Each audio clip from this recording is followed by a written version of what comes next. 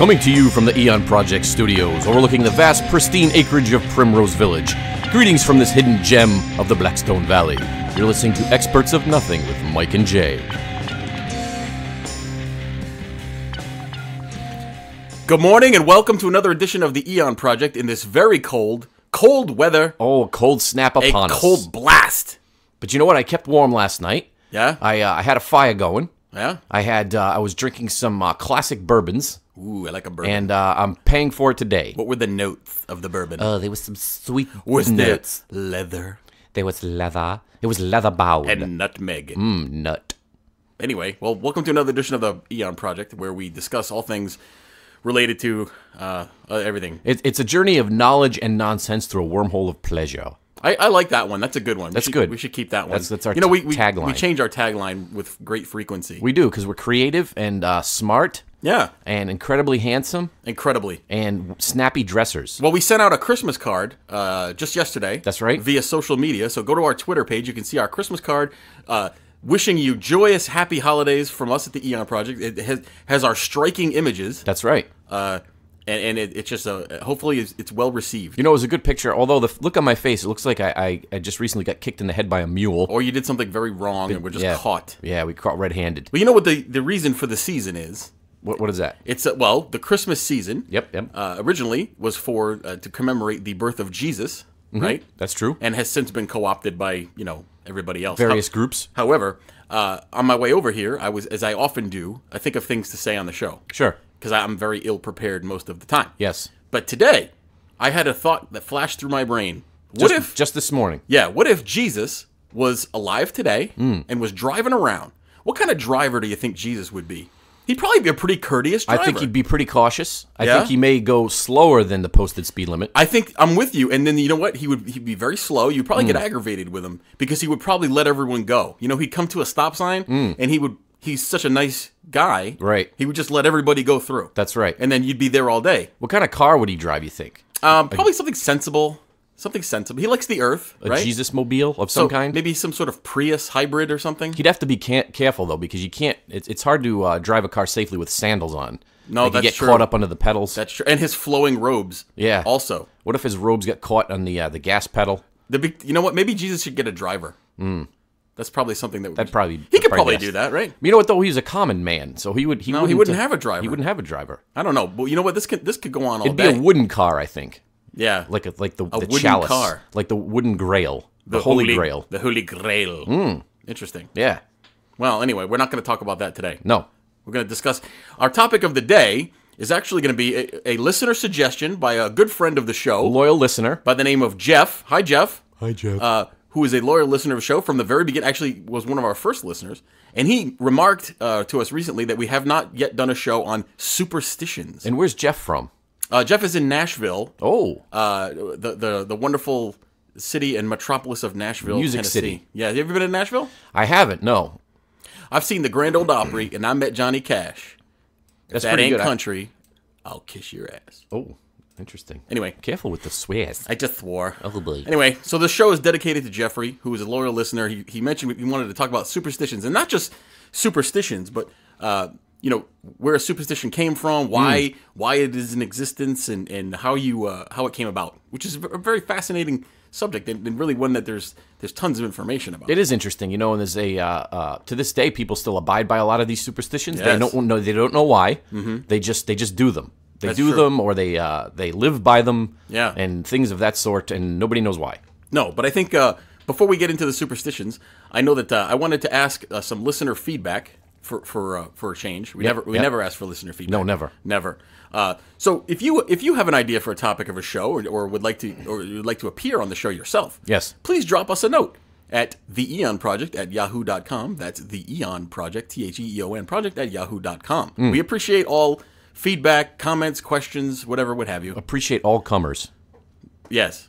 So, being that it's the giving season, we have as we traditionally do here on the Eon Project, halfway through the show, we have some sort of bit, some reading, a musical number, a trivia, whatever it may be. Well, today it's a surprise to Mike. I have no idea what's coming. Because it's the Christmas season, and I have a gift for him, because I don't give him many a gift. No. And so we'll talk more about that as we get closer. Okay. Should we dive into the Let's topic do it. then? Yep. Okay. So what we're going to do is we're going to talk about a bunch of different superstitions, how they came about, and all that good stuff. And I want you to chime in with your comments, too, as I read mine. Okay, I will. So the first one I want to talk about is spilling salt. Ooh. You've heard of this, right? I have. Spilling salt is supposedly bad luck. What are you supposed to do when you spill salt? Do you know what you're supposed to do? Aren't you supposed to, like, throw it over your shoulder or something? Yes, we're going to get into that. We're going to get into why. So where does this little gem come from? I bet you it's Roman in origin of some kind. You've always heard about spilling salt as being bad luck and then what you're supposed to do when you spill it. But why is it considered bad luck? I don't know. You know the famous painting, The Last Supper, by Leonardo da Vinci? I do. You know that famous... Yes, there are a lot of hidden clues in the picture. There are. It's exceedingly detailed, and if you look close, there's tons of stuff going on there as far as symbolism and, secret codes, androgynous people. Yes. You don't know if it's a man or woman. That's right. That sort of thing going on. All sorts of stuff in that painting. But what many people don't know is that if you look close at Judas Iscariot, you know who Judas Iscariot was? Judas, the ultimate traitor. That's correct. He was one of the apostles who betrayed Jesus. Well, he was the apostle who betrayed Jesus, I should say. If you look closely at his area of the painting, you can see that the salt vessel has been tipped over with salt spilled upon the table. Ooh. Now, we all know what Judas did, right? He betrayed Jesus. We just said that. So the superstition is that spilling salt is bad luck and that it originated with that painting. So some people say that's where it comes from. So the Last Supper painting was painted back in the Renaissance. So, that a lot of people point to that as being the origin of that. But to your point, real quickly, you also mentioned Roman times, and that is technically correct too, because some people believe that spilling salt is bad luck because back in the day, salt was very valuable. It was a very valuable commodity. Right. And if you spilled it, that was bad luck because you're wasting a lot of money. Right. Yeah. So that's what some people think. What is the countermeasure for the bad luck, supposedly, that you incur if you spill salt? You mentioned earlier, you throw it over your shoulder. That's right. It's supposed to counteract it. So where does this come from? Ancient belief held that the devil was constantly lurking over people's shoulders to influence their behavior. Oh. So if you spilt salt, what you're doing is you're opening yourself up to a devil attack. Because he's lurking over you. There must be a lot of devils to be around everybody's shoulder. But supposedly he's looking over everyone's shoulder. If you spill the salt, you're supposed to throw some over your left shoulder, which is where supposedly he lurks. Because what you're doing is you're engaging in supernatural chemical warfare. Oh. And you're throwing salt into the face of the devil. I see. He's blinded by the salt, and he cannot attack you. So just mere salt alone can fight away the devil. We should just be throwing salt around everyone. You ever seen something called iodized salt? Yes. Do you know what that is? Do you know what that originates from? I don't know what that's the man. That's the secret society. Then they just put iodine in it? Yes, they're medicating the populace by putting iodine in the salt, kind of like fluoride in the water. So they put iodine in the salt because they think everybody eats salt, everybody needs salt, which you do. You need to eat. You need salt. That's correct. And they're like, oh, what better way to get iodine into the population than to get salt into the population by putting iodine in it? That doesn't make any sense. Because people need iodine in their diet, supposedly. Why do they continue to do this? But they're medicating us. Okay, what is it? What is a side effect of iodization? I don't know. I didn't look it up. I just made that word up. It's just like chemtrails above us. Don't mention chemtrails to people because they flip out. and even if you're joking, you get some. I'd mentioned it before, and people just lose their mind, their collective minds. We talk about chemtrails. Absolutely. One way or the other. So that's salt. Yep. Is there any other superstition associated with salt that you have? That's all I did was the spilling. Do you use salt? Of this. Do you use extra salt on stuff? No. As a matter of fact, we don't, as a household, don't put salt in anything. No. With the exception of salting water when you boil pasta, which I'm not sure what that's supposed to do. I don't do that either. We do that. We put a little bit of salt into the water with some olive oil. You know what I've noticed? I've noticed the older generation, like say my parents' generation and beyond. Well, you're pretty old. They use a lot of salt on pepper on everything. They do. Like everything that they eat, they put salt and pepper Old men on. put salt in their beer. You ever see someone do that? I have, yeah. It adds a head to it. Is that what it does? Yeah, it does. It foams it up. What's the point of a head? They like the head. You have to get through the head to get to the beer. I like head. Yeah, but you got to get through the head of the beer to get to it. Oh, I see. Yeah, I don't know. I've actually tried that. It's pretty interesting. It adds a nice little flavor. Isn't there's probably sodium in beer anyway? Hey, speaking of other things that old people do, I know this is a little bit of a side, but we don't go to the side on this show. You ever seen anybody put ketchup on eggs? I put ketchup on eggs. You do? Sometimes, yeah. Not all the time. See, I thought that was an old man thing. No. No? You eat ketchup that? or hot sauce? Hot sauce is good. What's the difference? It's a condiment. You're putting it on your eggs. Yeah, hot sauce, it gives it a little kick, a little spice. I don't put ketchup on eggs all the time. Just a little. Or you know what? If you're putting ketchup on a side dish, like a hash brown, Okay. and it leaks onto the egg, Oh. it becomes delicious. You don't mind a little extra No, I don't mind if my contamination? food touches each other. Some people get really upset. All right, I want to talk a little bit about, and I have some quick hits, actually. They're not as detailed as yours. Oh, I have a bunch of detailed ones. So you do your quick hits. All right, so wishbones. Yes. We just had Thanksgiving. The wishbone. We all know that, we save the old wishbone from the turkey. Yeah. And kids usually fight over it to see, who's going to break the wishbone. That's correct. And supposedly, you make a wish on the wishbone, and if you get the bigger piece, then your wish is supposed to come true. Got it. Have you ever wished on a wishbone and had your wish come true? Not that I know of. My wish was to eat all the turkey. That came true. And the cranberry sauce. You like cranberry sauce? Oh, I love it. Well, let me ask you this. Do you like the traditional cranberry sauce made with whole cranberries? No. Or do you like the gelatinous can-shaped? I like the simulated sauce in the can. No, that's gross. I make my own cranberry sauce, sir. It takes quite the doing to get the cranberry sauce out of and the then can. It maintains the shape with the ribbing. It does. Ribbed for her pleasure. The ribbed cranberry. Oh, it's good. Anyway. So, wishbones being associated with luck. Yeah, where'd that come from? Well, the ancient Etruscans. Oh, those Etruscans. Yeah, you ever heard of them? Yeah, I've heard of the Etruscans. Yeah, they were interesting people to Always say the least. doing something. They would use chickens in their divination rituals. When they were doing yes, for like pagan magic rituals. Yes, exactly. Okay. So people thought that even after the chicken died, so they did it with chickens, one could still benefit from the oracle's magic by holding the wishbone. I see. So during their ritual sessions, after you hold the wishbone, you could the magic would continue on. Right. So they would keep the wishbone, and of course the tradition and the superstition evolved from there. Right. Yep. That's an interesting one. So do you do wishbones only with turkeys, or whenever you have any kind of fowl? No, usually when there's a whole chicken to be had at my home. Oh, even a chicken? Yeah, you'll look for the wishbone. It's smaller. How about a goose or a duck? I don't eat gooses or duckies. Why not? I don't know that I would want to eat a goose. I've had duck before. I can't say that I enjoy it very much. It's dark. It's not very good. No, I don't like it. It's gamey. Ooh. So I'll go into another one quick. Yeah, go ahead. So why do we wear wedding rings on the left hand? Do you wear a wedding ring? I am married. Do I wear the wedding ring? Not all the time, I will have to say. I'm not a big fan of wearing anything. All right, so something I'm not proud of. I had You don't wear anything. Never. That explains why you're naked right now. Correct. I lost my original wedding ring. I don't know where it went. I don't know what happened to it. Wow. Possibly left in Was it left in a hotel bed table? Yes. I don't know. I don't know what happened to it, so I had to go out and purchase another one. And what did your wife have to say about all this? It was upsetting. Sure. But I have a new one, and I don't wear it all that often because I'm afraid to lose it.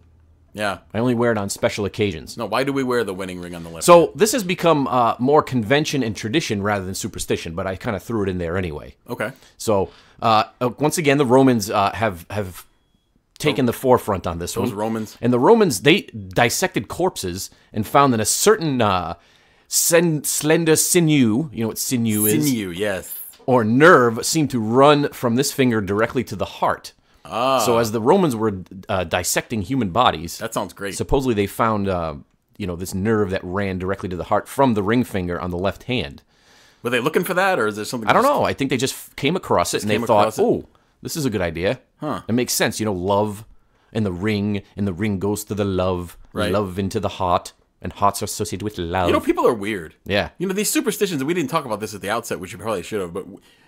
Why do human beings feel the need to have superstitions? There must be some sort of ingrained belief system amongst people. Well, you know what? There needs to be a reason for things. Yeah, I mean, it goes back to religion in general. Also, there's a lot of superstition involved with various religions. That's correct. Across the world, and I think that's what it is. It's just the human mind and the human consciousness trying to find a higher purpose or a higher reason for everything. There's a reason for everything. Exactly. Got it. Yep. What do you got? All right, so moving on. So one of the things that people love to have superstitions about are babies. You've probably heard, you have children, I have children. You probably know people who have children. So for thousands of years, people have tried to guess the gender of a baby before it was born based on some sort of weirdo superstition. Mm-hmm. Women have also not only try to guess the gender, but also influence the outcome of what gender the baby might be. Sure. Based on doing some things. Yes. So here are some superstitions related to the baby gender superstitions. I just said that twice. Here's what you do. Ready? I'm ready. You put your wedding ring, which we just talked about wedding rings. You put your wedding ring on a string and you dangle it above a pregnant belly. Oh. If it circles, it's a boy. If it goes back and forth, it's a girl. That's the superstition. Does it have to be the pregnant belly of your wife, or can it be any pregnant belly? No, it has to be the baby that's in it. The baby in the belly is going to move. Right, but you wouldn't just walk down the street with a ring on a string. No, it has to be above the pregnant genders. person. Okay. Supposedly. But you know what? That one probably doesn't have much basis in reality since you're the one controlling it. It's like a Ouija board, which we discussed on previous shows. Yes. Which, speaking of Ouija boards, I was shopping for my children the other day for Christmas. Did you get them one? No, but I found, you know the show Stranger Things? Yes. So they make a Stranger Things licensed Ouija board now. So it's a Stranger Things theme. Oh, I bet you people really get into that. You know, have we discussed Ouija boards? A little bit, we have. We haven't done a lot on it. No, we should do a live Ouija board reading. No, I'm not doing that. Oh. But we could talk about it maybe on a future show. In Chinese culture, those Chinese folks are very wise. Oh. Healthy, glowing skin and hair means you're carrying a girl, while rough skin means you're carrying a boy. That makes kind of sense. And of course, if you have more than one child, they murder it, don't they? Or is that I'm not sure they do that anymore. No? All right, that's good. In some other countries, the superstition goes that carrying a baby girl steals your beauty. So that's why if you have a baby girl, you have a lot of ugly mummies running around. Oh, supposedly. That could be offensive to some. I didn't say it was my superstition. Oh. It was a superstition. You know what I heard in relation to this? If you wear, I've noticed that I found that if men wear tight pants and their man parts are all squeezed up tight together for long periods of time, they're mushed up. They have a better chance of having a girl. I didn't run across that one, but yeah, interesting. I heard that. One of the stranger baby gender myths apparently is not you. This is the woman. Okay. If the right breast is bigger than the left, it's a boy. And if it's the left breast bigger, it's a girl. So you have to, I don't know, you'd probably have to measure, and I'm sure that there are plenty of people who would be helping. So this is the mother's wanting breasts. to help measure the mommy's breasts. Mom's boobs. To see. Okay. Craving sweet foods? Yes. The baby's a girl. If you're craving salty or sour foods, it's a boy. I've heard that one. You have heard that one? I have, yeah. I don't know how true it is, but, you know. In some Asian cultures, if a woman's feet are cold all the time, they're having a boy. Ooh. Which, women's feet are cold all the time anyway. So I'm not sure how much that has to do Are you with. into foot play? We're not going to discuss any of that on the program today. Okay. What I do in the privacy of my own home is my own business. So I used to work with a guy. This is something I wanted to mention. Can you mention his name? No. Okay. Because people who work with this individual listen to this program. Oh, I see. But I was made aware recently, and this man is what we would call a metro man. You know what I'm saying? Yeah, you know, like a snappy dresser, trendy, thinks that they're trendy, beard, spends a lot of time in the mirror, shiny, pointy shoes. You know, spends a lot of time worrying about what people are wearing what kind and of perfumes what you're wearing. Larry David, the great Larry David, referred to them as a outfit tracker. Like if you're wearing the same clothes. Yep. Didn't you wear those pants yesterday? Nobody likes that guy. Oh, right. Yep. Nobody likes that guy. So anyway, I know that guy. I know a guy. He wears Italian driving loafers, and he's pretty trendy. Are they Corinthian leather? They are. Anyway, this person that I used to work with, had, believe it or not, this is a man now, had a gender reveal party at work. Oh, this brings up a good point. Go ahead. I got something to say about this. He wanted to gather everybody together so he could reveal the nature or the gender of the baby that his wife was going to have. Yes. And my question is this: why do you think anybody cares? Number one, about what most people are. Believe it or not, most people wish you well and wish the baby well and you know, hope everybody's healthy. Yep. They don't really care if it's a boy or a girl. Why do you have to have a reveal party? You know, you're making my point for me here. Okay. And that is I agree with you 100%. And you see it a lot now. This is the latest trend. This is the latest cool thing that people do, right? Because they have to make a Facebook spectacle out of it. Everything has to be a spectacle. And they come up with these elaborate gender reveals, and they gather people around and have exploding tennis balls and balloons and cakes that blow up, and you cut into them and lots of blown up things. Why? I don't know. Just like you said, nobody cares. Nobody really cares. Nobody cares. That's the ultimate in narcissism is to believe that your personal situation is so important that you think everybody needs to know about it right away. Especially strangers. Like maybe your immediate family. They're like, coworkers oh, that's exciting. And stuff, they don't care. They don't. No, and you're just reinforcing the stereotype that you're a jerk. And let me give you a secret, right? Let's say you do the gender reveal a traditional way, like you have an ultrasound and you get the gender of the baby, right? And you go to your parents' house and you go, "We're going to have a boy." Okay. And they're just as excited. Yes, but that's that information. There's a reason for that, and that's because a lot of times people purchase things, right? Or maybe you're going to outfit a nursery, right, or something along those lines that requires planning. Right. Your coworkers aren't going to do that. Exactly. So why do they need that? Exactly. The people that are important to you care regardless if you have a party or not. So no one cares about that. So stop doing stupid stuff. Exactly. Not you, but the person. Anyway. All right, go on. So there's a couple more, and these are actually related to the baby still. But these actually have a modicum of truth. You like that word, modicum? What does that mean? It means small amount. Oh. Modicum of truth to them. Believe it or not, eating bananas before conception has been shown to increase the chances that you have a boy. Believe it or not. Do you know what else increases your chances of getting your wife pregnant? What's that? Eating a lot of tomatoes. Really? Yeah, because lycopene increases the sperm count. Oh. So if you eat a lot of lycopene. There's a tip. See, you didn't think you would listen to the show and learn health tips. Yep. But supposedly the reason that you have a boy is because high levels of potassium in bananas may slightly influence the gender of the baby. Oh. Slightly. They're talking about like 54, 55% instead of 50. So like just a couple of percentage points higher. Sure. Boys typically have a longer delivery time than girls. That's not really helpful in determining what's happening because the baby's coming any minute right. at that point anyway. But here's a horrifying fact about babies. Okay. I bet you didn't know. No. Sometime in the second trimester of pregnancy, babies develop a fine coat of hair over all of their body called a lanugo. Oh. Sometime in the third trimester, they shed it and eat it. No. Yes, a baby's first poop is in fact the digested remains of their own body hair. No, I've never heard of this. No, it is horrifying. It sounds like a horror movie. It's disgusting. Oh my god. I hope it's not true. What was that low budget horror film from like the 70s or early 80s where it was like a lady gives birth to a baby and it comes out as a terrifying demon spawn? Rosemary's Baby. And it kills everybody in the delivery room and then runs out. My wife's mother's name is Rosemary. Oh. So my wife is a Rosemary's Baby. Oh. That's not good. Not good. Okay. And that's my baby spiel. Baby spiel? Yep. Okay. What do you got? So, you ever heard of the idea that if you get pooped on by a bird, I almost said the S word. You get bird poop on you. Okay. That it's good luck. In Haiti.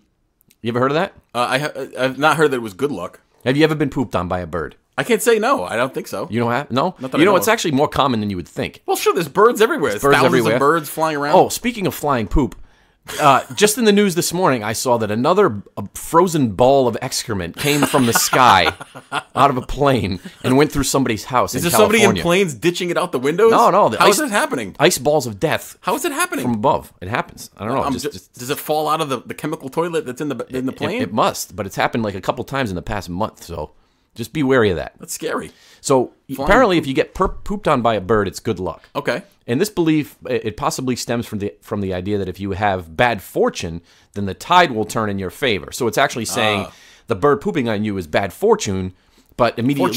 Fortune. The fortune. Fortune. Hey, you know what I did recently? That reminds me of the way you said that. No. Because I was thinking of a Chinese restaurant. Oh. I had some food from a local low-budget Chinese food establishment. Budget. And there were plenty of leftovers. Yeah. So I had the brilliant idea. Chinese food leftovers are never good. The next day, taking all the leftovers and putting them in a crock pot with some with like a marinade. I bet that melted into a paste of some kind. So I used leftover Chinese food crock pot casserole Sounds dish. Delicious. No, it wasn't good. No, you can't just throw anything in a crock pot. Sometimes if it doesn't have the right consistency, it'll turn into a moist paste. Yes, it will. You have to be careful with that. But anyway, So you get poop on by a bird. Yep. That's bad luck for you. That's a bad event, but your luck will change immediately, and you will have good fortune after that for the rest of the day. So immediately bad luck. Bad luck. And then it becomes good luck. That's right. How about wishing on dandelions? Oh, like when you blow into it and the little dandelion parachutists go flying in all directions? Yeah. You wish on the dandelion. My kids call them poofy heads. Oh. So they're like, oh, look at all the poofy heads. That's a good name for it. Grabbing all the poofy heads. So once again, that originates in a pagan mythology. The Celts or the Celtics? How do you want to say it? We said Celts before. Is it Celts? Yeah, I or believe is it so. Celts? It's Celts. So why wouldn't it be the Boston Celtics? We said this on a previous episode. You already used that joke. I did? Yep. All right. It was believed that the dandelions could cure diseases brought by fairies. Oh, fairies? So you're fending off when you're wishing on a dandelion. You're fending off the. I thought fairies were good. Nope. These are evil. Evil fairies. Evil disease-bringing fairies. I used to work with one of those. A disease-bringing fairy? So continue on. Yes. So that was that's the dandelion. Oh. Do you have anything to add? To add to the dandelion? No, but I do have plenty of other superstitions to get to. All right, give me one. Are we near the midway point of the show? Well, we got a few more minutes. All right. So, knocking on wood. Yes. You know that one. I've heard of that. I do that still. Now, normally, very educated people, very smart people, will, whenever they say something like, I never get sick, what do they immediately do? Knock on wood. They knock on wood. Where does this come from? This one is a little murky and actually has a few supposed origins, and some of them are older than others. Mm-hmm. For the first one, we're going to go way, way, way back to the Celts again. You just mentioned the Celts. Yep. They believed in tree spirits. I just spit into the microphone. Don't do that. There's tree spirits milling about all over the place. Tree spirits. So if you wanted to rouse them for protection, let's say, you could knock on a tree to get them out of tree spirit bed or whatever the heck they were doing. That makes sense. So you knock on the tree, wake up the tree spirits, and they've been roused for your protection. That's one possibility about knocking on wood. Sure. Another is that the wood, quote unquote, is symbolic of the cross upon which Jesus was crucified. And you knock on it for good luck, but this smacks of the habit of Christian religion co-opting ancient pagan beliefs for their own, as we've discussed this before. Yes, it's happened. I have a common, a common history, common threads, actually. So more recently, getting to the knock on wood, this goes back to the 1800s in jolly old England. Oh. Lots of things happened in jolly old England. They do.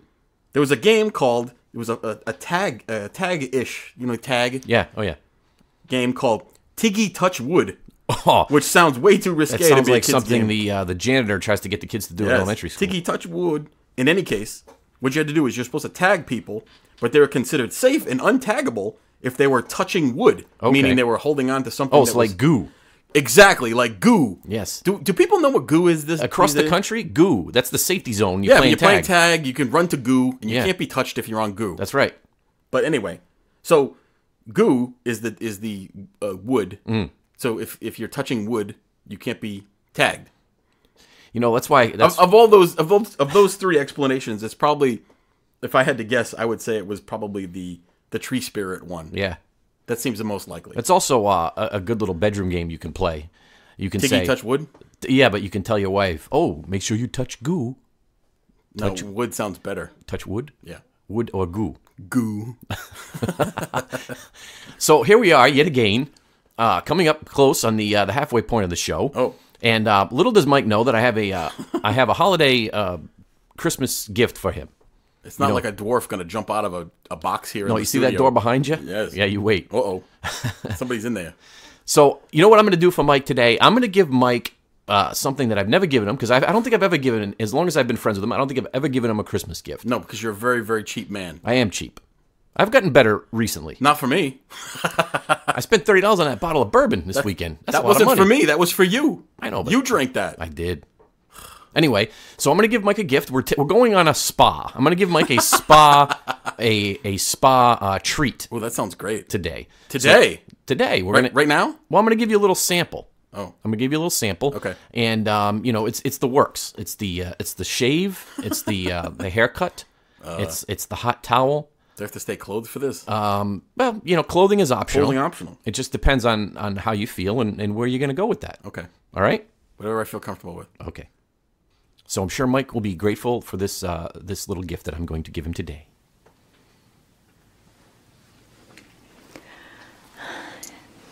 Good evening. Welcome to our spa for men. I'm very happy to see you tonight. Oh. Whoa.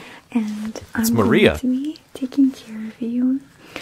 And it's going to be absolutely my pleasure. Why is she whispering? To present our services. She's giving you spa treatment. Services. Pay attention. It is our goal to make you feel welcome and to make you feel special. So thank you for joining us and choosing our spa. You're welcome. So talk to her. Don't be scared. I don't want to talk. was for some shaving. Shaving? Trimming, correct? What? Mm-hmm. Okay. So she needs a drink. She's parched. I'm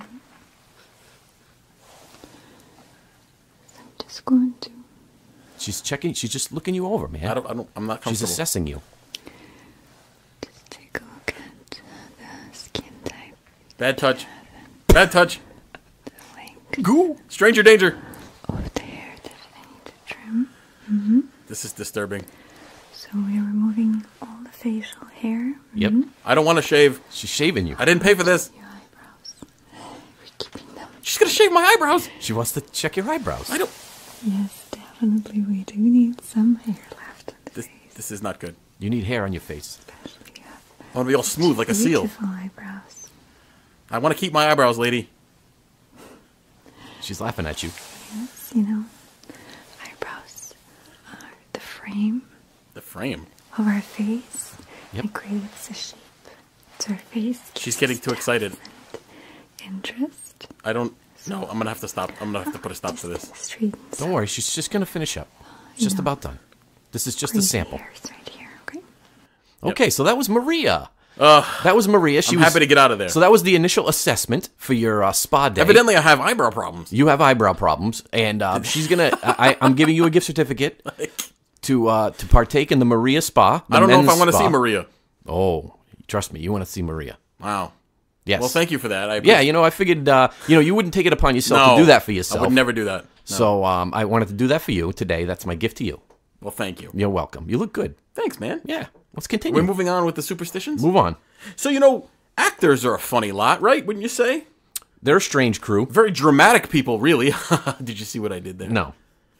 I know a little bit about acting as a famous actor. Yeah, you've been in some movies. I've been in some very, very high-profile productions. I've been in a movie. Yeah, we talked about this before. We did. But anyway, actors are a very superstitious folk as well. Before I get into the actor superstitions, Yep. and there's a lot of them, Yep. something struck me as odd the other day. I was watching television, and it was you ever notice when you're watching news-specific channels, most of the commercials are for old people? Yes. They're all related to catheters. and disability payments and everything. Yep. So there's one, I'm watching it, and Tom Selleck, the great Tom Selleck. I love Tom. And his mustache, come on. And they're talking to me about reverse mortgages, okay? Yes, yeah. Which is some sort of cockamamie scheme. It sounds like a scam to me. That old people are persecuted with about staying in there. Anyway, it's not important. But my question to you is this. These are people who are paid liars, actors, right? Correct. But they're often used to pitch products. And why would you trust anything that an actor had to say, is my question to you. They live a life of fantasy. Sure, they're always pretending to be somebody else. Yeah, They're like telling look at lies. that Wilford Brimley. He's trying to sell me his diabetes medicine. Yeah, I don't trust anything that guy has to say. Is he still alive, I Wilford think, Brimley? I think he is. He didn't die of the diabetes? I think his mustache is still alive for sure. Well, so is Tom Selleck's. Yeah. Well, Tom Selleck looks into the camera very earnestly, and he goes, I trust them. So can you. Oh, And I'm like, oh, that's it for me. no, Tom old people are all over that. Oh, Tom Selleck, he's a good boy. Ed Magnin PI, oh man. He doesn't have his Hawaiian shirt, but I still trust him. Hey, Higgins just died recently. Oh, John Houseman? Yeah, remember Higgins from Magnum Was it PI? John Houseman, right? Yeah, That was his name. I think so. John Houseman was the old man. I don't know who that guy was. I don't remember. In any case. But you know what I mean. So there's a lot of actor superstitions, but many of them come from the theater. Ooh. The theater was obviously the first form of acting, and it's therefore been able to accumulate superstitions throughout the years. True. Lots of theater superstitions, and so many that I would probably fill an entire show, but I wouldn't found some of the highlights. Okay. Now, I know that some of the people who listen to the show are actors, and some of them, one gentleman in particular has had a 30 to 40 year run in the theater business. So I Really? hope you're listening, and I hope some of these are true, as I've never worked in a theater. A theater group of some kind. Never been in an acting troupe. Why do they always call it a troupe of actors? Oh. In any case, one of the most well-known is this, it's bad luck to say good luck at a theater. You've heard this one before. Yes. Right? You're supposed to say break a leg. That's right. But there's a few different origin stories to this one. One of which is specifically related to saying break a leg. One of which is that in ancient Greece, which I bet you didn't know this, when the theater first began and productions first started, people didn't clap to show that they enjoyed the show. They whistled, right? No, they stomped their feet. Oh. So they... So if you were doing that, if someone was doing it enough, they might break their leg. Oh, I see. And that's where break their leg comes from, supposedly. Also, evidently back in the day, this is back in the vaudeville days. Oh. Actors only got paid after they entered the stage area and not from the sides. So when they, quote unquote, broke the leg of the curtain, so the leg of the curtain is the bottom. Oh, I see. They were now on stage and they could now be paid. So if they weren't, then so they would say, "Hey, break a leg," meaning go out there, break the leg of. Get out on the stage there and so you can get paid. Okay. Right. Yep. Another one. This one's probably more accurate. I have to think that it all started as a joke from understudies who would jokingly wish harm upon an actor so they could get his role. So if you're the understudy for, a famous actor, you say, "Break a leg. Hopefully you fall down and break your leg so I can go out there." Oh, kind of like in Black Swan. Remember that movie? I don't think I've ever with seen Natalie Portman. Is that the one? It's the demented ballerinas. Yeah, they were like they were battling. The ballerinas were battling, and there was a lot of lesbian scenes in it. I don't know. That's probably why you watched it. Oh. In any case, so that's break a leg. Okay. Another one is called the ghost light, which is actually sounds more like ghost light along the lines of this program. Okay. It's customary to leave a single light bulb. Back in the day, it would be a candle, but a single light bulb lit center stage when a theater is closed. Can you guess why? To keep the ghosts away. To keep the ghost of Thespis, the first actor. Ah, is that why they're called thespians? From ancient Greece. To keep him, supposedly, his spirit wreaks havoc upon stages that don't leave a ghost light on. That makes sense. So he would come in the middle of the night and destroy everything. Probably more practically, it's so that they could find their way. When you get to the theater the next day, you can find your way around so you don't fall and break your leg. You know what that reminds me of? The single light bulb? That reminds me of when you go overseas, when you go to Okinawa, they have these establishments where where ladies work. Ladies of the evening. And when you go in there into the chamber, the bed chamber, not that I know, this is what I've heard. The chamber. They have a single light bulb in the ceiling, a red light bulb. It's red. It's red. So you barely can just make out shapes. Well, that's where it comes from, the red light district, correct? Yeah. They would hang the red lights outside. That meant that it was a prostitution establishment. Oh, is that what that means? Yes. Oh, man. Anyway, getting back to the theater. Have you ever heard this one? That it is bad luck to whistle in a theater. Have you ever heard this before? No, but it's just like it's bad luck to yell fire, right? No. No whistling in the theater. This seemingly silly rule actually has its roots in safety, believe it or not. In the early days of large-scale productions, backstage crews were composed largely of off-duty sailors using their hard-earned rigging skills to manipulate the sets and the curtains, because everything was pulleys and ropes and everything like that. Yep. So just as they would on a large sea vessel, the crews communicated with each other via a series of coded whistles. This meant that an oblivious actor strolling through the stage whistling a tune could inadvertently prompt the stagehand to drop a set piece onto his head. Oh. So you don't want to whistle because it might indicate a scene change. Yep. Don't want to do that. Does that make sense? It kind of does. You like that one? That wasn't bad. I got one more. Okay. For the theater. It is bad luck for you to say the word Macbeth. You know, the tragedy of Macbeth, the famous Shakespearean tragedy. Yeah, doesn't it bring it brings bad luck supposedly if you say that? So the famous Shakespearean tragedy, you have to refer to it as the Scottish play. Okay. Not Macbeth. Okay. And the reason for this is actually very interesting and somewhat relates to this program. Have you ever read Macbeth, first of all? I probably was supposed to at one time, and I never did. So at the beginning of Macbeth, at the very beginning, there's a scene with 3 witches. That's right. In it. And what they're doing is they're uttering incantations around a cauldron. Yes. Which is where a lot of the early thought of witches came from plays and things of that sort. Wasn't it double toil and trouble or something exactly like what that? It was, double toil and trouble. Oh. And then some sort of incantation. Well, there's some that say that Shakespeare included actual spells in this text of the play. And that when actors say it, they're actually conjuring spirits. So every time you run Macbeth, you're conjuring spirits now that are now attracted to your stage or to your theater troupe. So is the superstitious Shakespearean punked, basically? Yes. So numerous deaths and other assorted bad lucks have been attributed to performances of Macbeth over the years. So it's bad luck to say the word. You're supposed to say the Scottish play. Okay. But there is a countermeasure to this one too. So if you slip up and you say the word Macbeth, what you have to do as an actor, you have to exit the theater, spin 3 times, spit, and utter a Shakespearean insult or an equally vulgar profanity, and then you can go back in and you'll be all right. And that breaks the spell, the curse? Breaks the curse if you do that. What do you think about the theater people are kind of There's weird. a lot of superstitions. You know, there's a lot of superstitions in sports as well.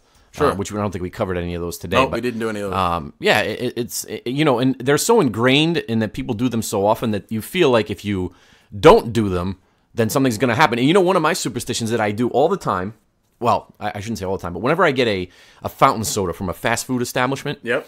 you know how they have the plastic lids on top? Yes. And it has the little the bubbles that you can press to tell you what drink you have? You got to push them in. I push them all in.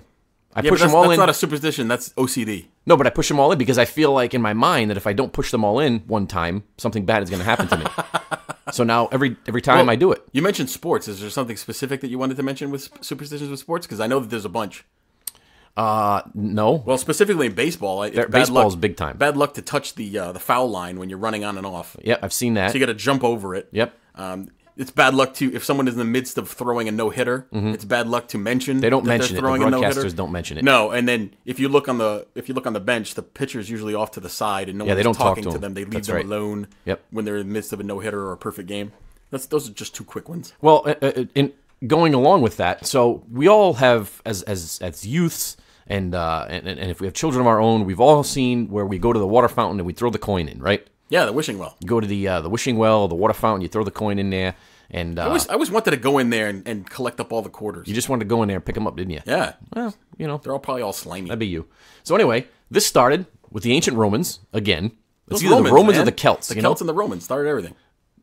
Believe it or not, the Romans started it, and it continued with the Celts and the Celts. The Celts too. Some theorize that it may have been an act of appeasing the water gods. So that's where that came from. So like an offering to the water god. Exactly. As we know, the Romans were a pagan people. Right. In other words, they worshipped many a god. Mm-hmm. And, you know, I heard something interesting when I was a kid. A friend of mine used to say that the word pagan meant people against goodness and normalcy. That's from a movie. Yeah, I never heard that until he mentioned That's it. from Dragnet. From years ago. That's from the Dragnet remake with Dan Aykroyd and Tom Hanks. Was it in that? Yes. Really?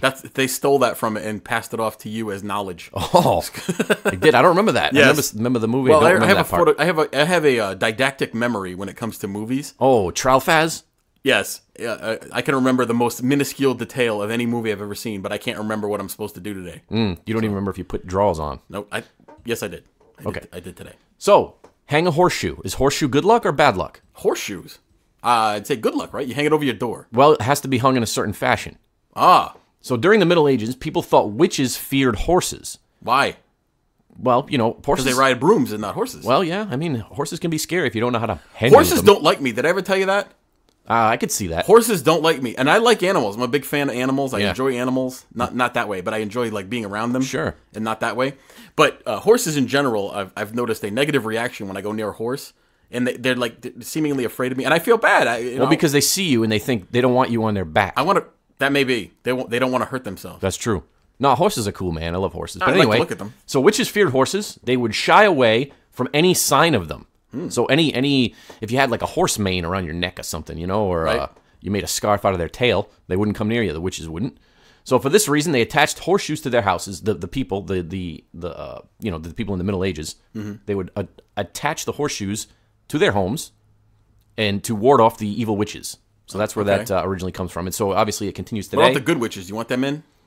Have you ever seen a good witch? Yeah. The movie Hocus Pocus, starring Sarah Jessica Parker and two other people. Bette Midler in that? Yes, but Sarah Jessica Parker is exceedingly pretty in that movie. Really? Yes. Ugh, she reminds me of a horse. Now she does, but back then it was different. Really? Anyway, she would have been a good witch. Okay. So broken mirrors leads to 7 years of bad luck. I think we've all heard that. We talked about that. No, we talked about covering mirrors. Covering the mirror. And I don't know if anybody's ever broken a mirror before. Of course, you know, we all think bad luck. So what do we do when we not break a mirror? We knock on wood. Where did that breaking of the mirror come from? So in ancient Greece... Everything is ancient Greece. Now, this is a tough word. I've never seen this word before. It's catopromancy. Catopromancy. I don't know that one either. Catopromancy. I don't know. Catopromancy. Yeah, something like that. Was the act of looking into a mirror to predict the future by analyzing someone's reflection, and a distorted reflection was not good. Didn't we talk about this? Similar. Something like that. Yeah. So when the Romans introduced the idea that people have 7-year alternating cycles of health and sickness, the modern superstition was born. Ah, okay. So it actually came from if someone said that you had a negative image, that you're within that 7 years of bad luck period. Right. So it actually didn't have anything to do with the mirror itself. It was just telling you. Exactly. Okay. Right. But so it morphed its way into 7 years of bad luck. Uh-huh. So speaking of the Romans again. Well, you're just speaking of the Greeks. This is not a superstition, but something that just popped into my head. Mm-hmm. Do you know where the term milestone comes from? Yes. No. Okay, so there was a road in ancient Rome, which actually still exists today. It's called the Via Appia, or the Appian Way. Wasn't there a thing called Appian Way pizza? Was there? Yeah, it was a kind of pizza. Oh, it was a Parthenon pizza. No, it was Appian Way. So the Appian Way, every so often along the Appian Way, there was a stone. Mm-hmm. There was a stone there, a little marker, and it would. Oh, I just bumped the mic. And it would have, there would be different sculptures, and there would be things in the stone that marked every so far of a distance. So you could tell how far you were going? Right, so that's where the term milestone comes from. Well, did you know, believe it or not, Benjamin Franklin was the nation's first, the United States nation's first postmaster general. Yeah. And actually also marked off the mileage between cities himself by dropping these little cement markers every mile. But he probably just stole the idea. Benjamin Franklin was an interesting character, to say the least, and he wanted to make the turkey as the national bird. That's correct. Going back to turkeys again. Yep. The national bird of the United States. So imagine that. The majestic turkey on your dollar bill. And that would be cool. Turkeys look mean, though, don't they? They are mean. They have a turkey nail. Did you know that? They have a little sharp nail on their foot. They do. They could stab you with it. They can. It's much like the emu or the ostrich or the rhea, which is a giant bird, and they have the claws that can disembowel you if you get too close to them. An ostrich got into my car once. I was with my wife on a drive-through safari in the great state of Texas. Yes. And we had our windows down. You ever been to a drive-through safari? They have them in different places. No. And these ostriches came up, and one in particular, he wanted to get in my car. He stuck his head in and came after us. So I had to roll up the window. It was scary. Yeah. Ostriches can be mean. They can be mean, but you know what? I heard too, they don't necessarily bury their head in the sand when they're scared of anything. No. They more like crawl up into a ball on the ground. Kind of like when you do when you've had too much cheap wine. No, I disappear into the woods and try to sleep. Ninja smoke. Ninja smoke is my nickname. What about, here's a good one. Why is Friday the 13th a bad thing? I won't answer that. I know the answer. Well, you may know the answer, or you may know one of the answers, but I uncovered some new details. Oh. The superstition being that Friday the 13th are bad luck days is obviously very popular. Where does it come from? This one, too, has many potential origins, or some of them, dating back thousands of years. Oh. Interestingly, while Western cultures have historically associated the number 12 with completeness, there's number 12. Remember, there's 12 days of Christmas. There's 12 months in a year. There's 12 zodiac signs. There were 12 gods of Olympus. There was 12 tribes of Israel, just to name a few. You have 12 toes. Yes. Yep. So there's 12 being in order of completeness. So if there's a 13th, it's thought of as being disruptive. I see. To something complete. So that could be one of the origins of it. But here's some other possible origins. Some say that Jesus, we talked about Jesus a few times today, Jesus was crucified on a Friday the 13th, which the tradition held that he was crucified on a Friday. We don't necessarily know it was Friday the 13th. Sure. And we don't even know if they were adhering to that calendar at that point. But anyway, that's one theory. In Old Norse folklore, the gods had a dinner party one time. Those gods were throwing dinner parties all the time. Mm-hmm. The gods threw a dinner party for 12 gods, and an uninvited 13th god by the name of Loki, remember Loki, the mischief maker? Oh, yeah. He came and ruined the entire thing. Oh. So the 13th was the 13th considered guy. Yep. Bad.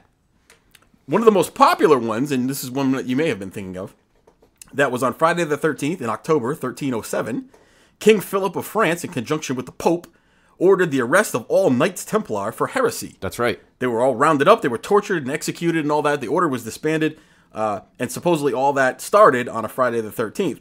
Coincidentally, all their riches were seized. I'm sure that had nothing to do with anything, right? No, absolutely not. They wouldn't want all their money and lands and forgiven all their debts or anything right. like that.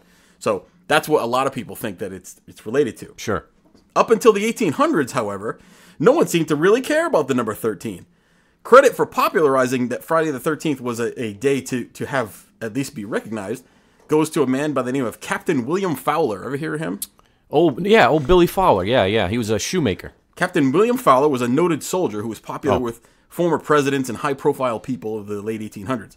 So Fowler noticed that throughout his life, the number 13 was kind of important. Like, things would happen related to the number 13. He went to a public school, number 13, in New York City, for example. Mm-hmm. He fought in 13 Civil War battles, which if he did that, he'd be very lucky that he wasn't killed. But supposedly the number 13 was very important to him, so he decided to, even in the 1800s, the number 13 was thought of as bad luck. Right. He decided that he wanted to go against that and say it's fine. He wanted to make it good luck. Right. So he started a society called the 13 Club. Oh, that sounds ominous. Which held its first meeting on September 13th, 1881. Guests walked into the dinner. It was a dinner party. Walked in under crossed ladders to a 13-seat table with spilled salt all over it. Oh, so he was he was trying to purposely show that there was no validity to any of the things that we've discussed. He was poo-pooing all superstitions. No word on what happened at the party, but word of it actually commemorating that it was a Friday the 13th spread, and it became a thing to notice that it was Friday the 13th. Sure. And then, of course, we have the horror movie in the 1980s, the Friday the 13th. Oh, the Jason Voorhees character. Which actually was copied after Halloween. Halloween was the first silent masked killer movie. And believe it or not, and you probably know this, but many of our listeners might not, Friday the 13th, in the first one, Jason Voorhees is not the killer. It's the mom. That's right, the mother. And they didn't know they were going to do a sequel, so there was no masked killer Jason until the sequel. Exactly. Of Friday the 13th. The only appearance that he makes is as the child. That's correct. In the first movie. That's right. Yep, and then he comes back as we know, as the hockey mask knife wielding crazy person. So what do you think of Friday the 13th? I think that it has a nice ring to it, and I don't think it has any significance superstition-wise. But the origins of it, especially the Templar origins, because I'm a fan of the Knights Templar. Which there's a show about it now. It just started. Yeah, I have not watched it yet. I haven't seen it either. It's called Nightfall. Yeah. So that's interesting as well. I think they're all interesting. And you just mentioned walking under a ladder. Yes. I don't think we covered that. We didn't cover walking under a ladder. But I will, quickly. Okay, yes, please do. So this one it actually started in ancient Egypt, which we know the Egyptians were interesting people. They were big ladder people. So a ladder resting against the wall formed a triangle, and Egyptians regarded triangles as sacred, i.e. pyramids. Okay, so leaning against the wall creates a triangle. So walking through this pyramid or through this triangle underneath the ladder you're desecrating the triangle. Was not cool. Exactly. Oh. Exactly. I see. Yes. So nowadays, I still won't do that. I won't walk under a ladder. So I was probably for safety reasons. I don't want anything to fall on my head. I was watching a documentary recently about the tomb of Jesus and how they're again, we mentioned Jesus today. They're basically helping to rebuild it because it's collapsing. Right. And apparently there was a ladder that they used many moons ago. Many moons. Hundreds of years ago that they used on a second level, I guess, of the tomb. Okay.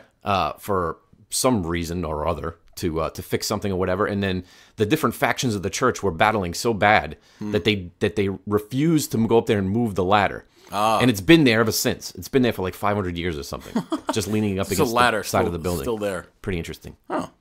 Well, we talked about some famous superstitions, maybe some that you have heard of, maybe some you haven't. But this goes to show you, what this show that we've just done is indicative of the kind of thing that we can produce given the right type of suggestion by our listeners. Materials. This was a suggestion by our loving audience. That's true. So if you have a suggestion for a show, you want to hear us talk about it, and you know what? The person that suggested this show said, I know a lot about superstitions, but I want to see how you guys do it because I enjoy your delivery, your humor, things that go along with it. You know what else is interesting that I find that we do? You give us a topic, we talk about it, but then we go off on other tangents. We can talk about anything. We drop useless knowledge bombs, which a lot of times they could be wrong or right. Who knows? No, most of the time it's right. Yeah. So that's fun. I like to do that. I like to go off on tangents now and again. Yeah. If you have an idea for a show, or if you want to hear something in particular, let us know.